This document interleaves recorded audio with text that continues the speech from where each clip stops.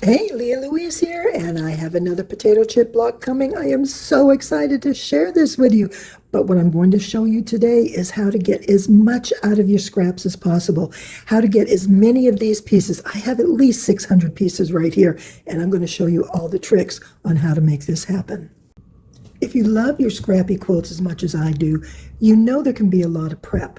And if you save all that scrappy prep to the last minute, you're going to be spending days getting ready. So let me show you a couple things that I do. I had a lot of different fabrics in similar colors. So what I did is I put my fat quarters together and I lined them up nice and even, and I cut multiples at one time.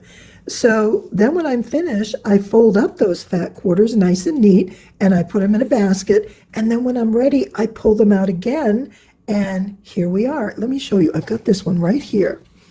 So here's this fat quarter, and I've already cut off multiple strips, but you can see I have all these fabrics that are in a similar colorway.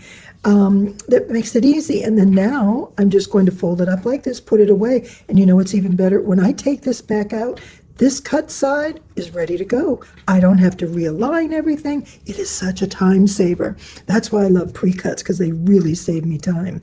And so now what I'm going to do is just come in and cut them at 4.5 inches. Now I'm using my big blade because I probably have 8 or more different fabrics, and I'm just going to cut across here every 4.5 inches until I get down to the end. And the beauty of this is how much fabric I can go through quickly. I mean, it just happens really fast. And I have, because, you know, like I said, each cut, I'm getting multiples. Right now, I probably have about 180-ish in each pile. And I'm going to need 300 of each, because this quilt is going to take 600 rectangles. It's kind of what I figured. Now, that was going with a few more blocks than what I may be able to make, but I'd rather cut out the extra and have them and be ready to use them at another time, because I always like having extras. I have this one. And remember, I have my Ziplocs, and so I will just continue adding to these Ziplocs as I go. And so each time I start a quilt, I always have something to begin with.